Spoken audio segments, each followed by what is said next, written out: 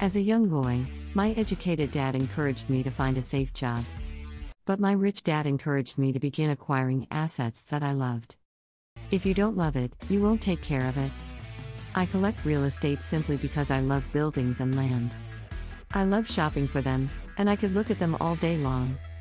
When problems arise, the problems aren't so bad that it changes my love for real estate. For people who hate real estate, they shouldn't buy it.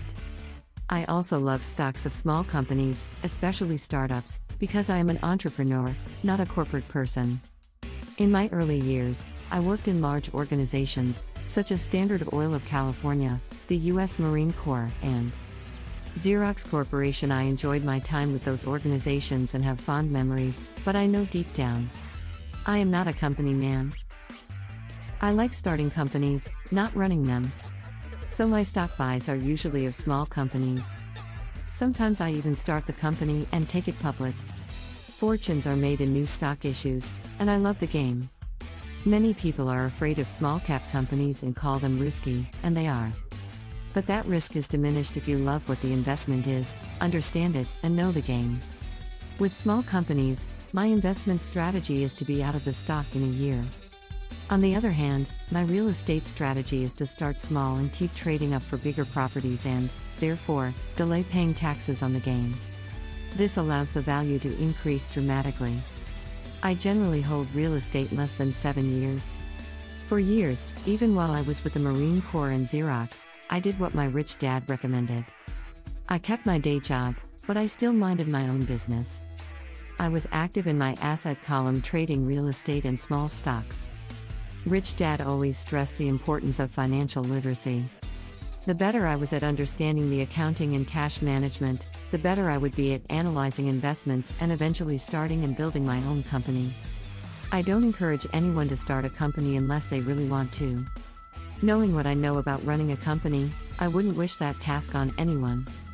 There are times when people can't find employment and starting a company seems like the best solution. But the odds are against success. 9 out of 10 companies fail in 5 years. Of those that survive the first 5 years, 9 out of every 10 of those eventually fail as well. So only if you really have the desire to own your own company do I recommend it. Otherwise, keep your day job and mind your own business. When I say mind your own business, I mean to build and keep your asset column strong. Once a dollar goes into it, never let it come out. Think of it this way, once a dollar goes into your asset column, it becomes your employee. The best thing about money is that it works 24 hours a day and can work for generations. Keep your day job, be a great hardworking employee, but keep building that asset column. As your cash flow grows, you can indulge in some luxuries. An important distinction is that rich people buy luxuries last, while the poor and middle class tend to buy luxuries first. The poor and the middle class often buy luxury items like big houses, diamonds, furs, jewelry, or boats because they want to look rich. They look rich, but in reality they just get deeper in debt on credit. The old money people, the long-term rich, build their asset column first. Then the income generated from the asset column buys their luxuries. The poor and middle class buy luxuries with their own sweat, blood, and children's inheritance. A true luxury is a reward for investing in and developing a real asset.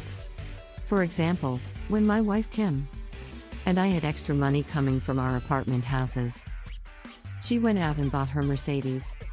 It didn't take any extra work or risk on her part because the apartment house bought the car. She did, however, have to wait 4 years while the real estate investment portfolio grew and began generating enough extra cash flow to pay for the car. But the luxury, the Mercedes, was a true reward because she proved she knew how to grow her asset column. That car now means a lot more to her than simply another pretty car. It means she used her financial intelligence to afford it. Instead, most people impulsively go out and buy a new car, or some other luxury, on credit. They may feel bored and just want a new toy.